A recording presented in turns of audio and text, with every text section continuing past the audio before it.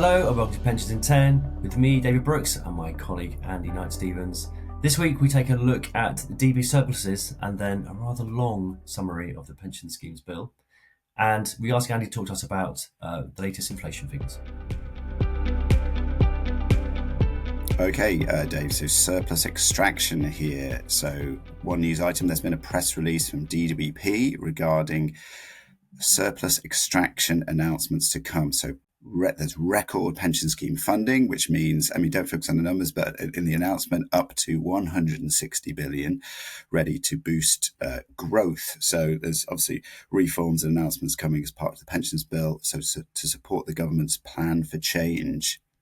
So that's boosting economic growth, securing financial future of millions of UK savers. But then the announcement focuses on UK DB pension schemes. So surpluses there, they say, have hit a record high, and 3 and 4 schemes now in surplus, with deficit payments across the board down by it's around 10 billion a year. So that's just, there's increased resilience there following years of business creating security for members through building up those large surpluses. Obviously, we had 2022 and things like that. And then the announcement is talking about things to come on new freedoms to safely release surplus funding.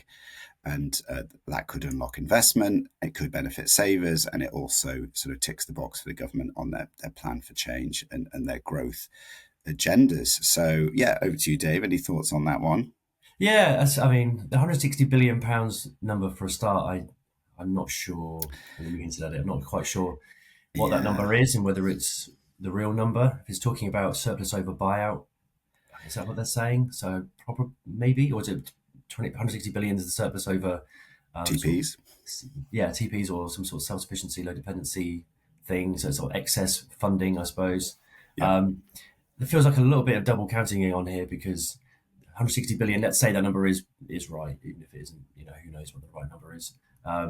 Some of that might get invested into productive finance. Some of that might get used for improving member benefits, discretionary increases, those kind of things, but upside sharing. Some of it might go back to the employers via a surplus payment and then get used by the employer to, rather than directly invest in investments, but actually invest in their own business and their own staff and employ people, which I think is probably, maybe more short term, but might be a better thing for a lot of those employers. And indeed, we did a press release a couple of weeks ago talking about how the level of contributions going into DB schemes, again, as you hinted at, has gone down a lot, and how that probably is helping a lot of employers who for years and years and years have been plowing millions and millions and millions and billions into these DB pension schemes. So yeah, I suppose I hope we're not going to get like a series of press releases hinting at all the things that are going to be in the pension schemes bill coming up, because there wasn't much new in here that we didn't already know in the sense of what the government wants to do with these surpluses. There probably wasn't enough in there again about member protections. We want to make sure that people get the pension that they've been promised, and that should not be put at risk to try to bolster. Yeah, I did think that as well. Maybe it's because it was mentioned earlier. It was kind of one-off mention, but then it focused on employers and the growth agenda and things like that. But obviously, I think, again, we always say this devil's in the detail. There wasn't much there, but obviously, member protections and how it's actually going to work will be key. Yeah. But it's probably worth having a little think about other things that are going in the pensions bill, because this pensions bill or pension schemes bill, I'm not quite sure the title of it yet, is going to be an absolute whopper, I think if we can use that phrase. So I was going to do a very quick rundown. I've got a little list here. It'll probably take about 25 minutes. Again, like last week when me and Chris were talking about the Financial Life Survey, 162 slides, it feels like the same sort of thing. But anyway, there's quite a lot in the pension schemes bill. So there's going to be this. Obviously, now we know this is going to be in the bill. So talking about the use of DB surpluses, that's going to be in. We also know on the DC side of things, there's going to be stuff in there about DC decumulation and how schemes should have default pathways for their members to go into. So we've got default accumulation, so you get defaulted into an investment, and then default decumulation, so when you're retired, how that pension is going to be paid out. And there's actually been quite a lot of conversation coming through in the industry now, kind of trying to get their heads around what this means and how that's going to work. There's probably a lot of concerns around how that's going to work, because most schemes will know, they'll know what their members got in their scheme, but they won't necessarily know what their members got in other arrangements, and how you design a decumulation out sort of pathway without knowing someone's total pension savings. You only know your little bit. It could be quite small, could be quite a lot. in relation to everything else. So that's going to be a tricky one, and it'll be interesting to see what the government says about that. Dashboards probably will be a big part of that solution, but that's not here yet. It's coming. It's still not quite here yet. We're going to get something about the Mansion House Accord. Again, we talked about that last week, and that was announced last week. But the backstop, if these people that signed up to the Accord aren't investing as promised into productive finance, what's the backstop? How is the government going to force them to do that? So that probably be in the pensions bill. VFM, again, this has been something that the rhetoric's coming up, more and more chatting about VFM. We've had a podcast a couple of weeks ago, FCA and TPR talking about perhaps not having a RAG system, these kind of things. So some of the nuances are coming through in dribs and drabs as people are talking about it and trying to get it. So we'll get a bit more about how that VFM framework that was consulted on last year will work. Yep. Super funds, so another part of the end game risk transfer puzzle. We'll know a bit more about how super funds are meant to work. There's rumours around further players coming into the market to join Clara on the shelf of super funds next to all the buyout insurers as well. So perhaps they're waiting for this so they can be a bit more sure of the lie of the land before they launch their propositions. So interesting to see what that says and then what happens next. But we'll see. Advice and guidance, boundary stuff, I think is going to be in there as well. So the FCA has been talking about, where there's a dividing line between what advice is, what guidance is, and this will be useful for trustees to understand what they can tell members. And this will probably fit into the VFM stuff, fit into the DC decumulation stuff, to how you communicate with members and how you help them through their journeys.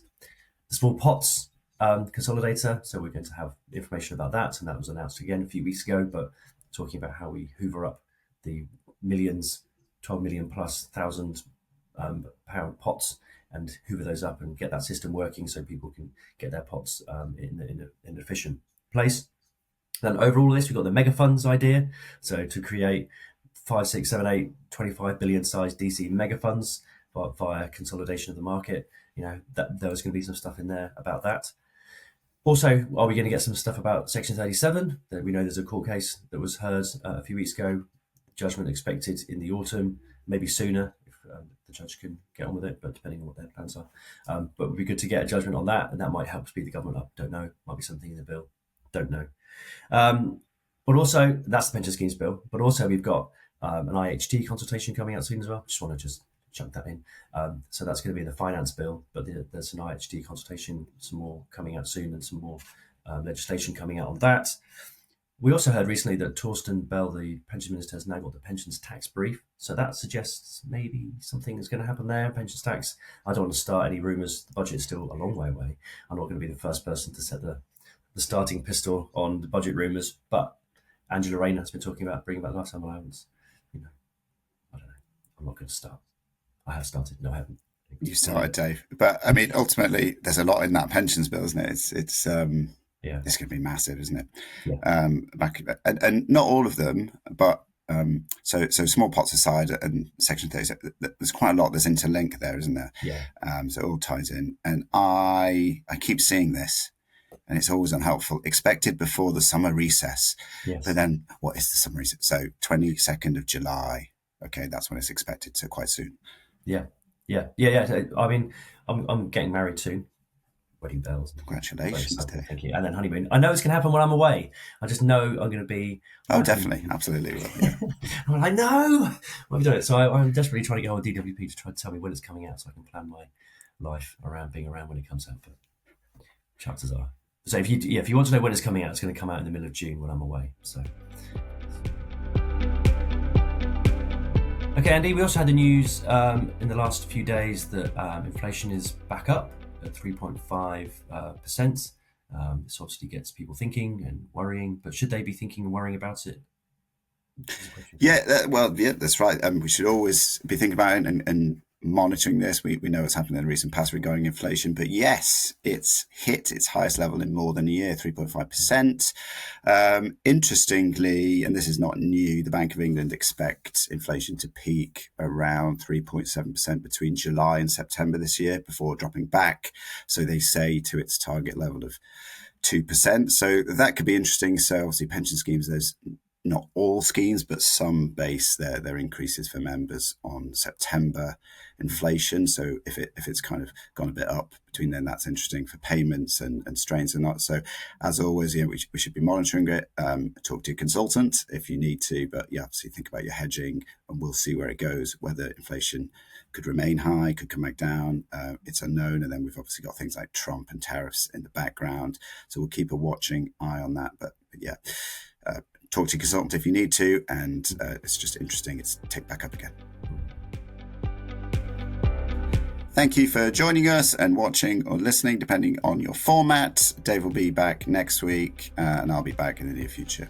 Thanks all.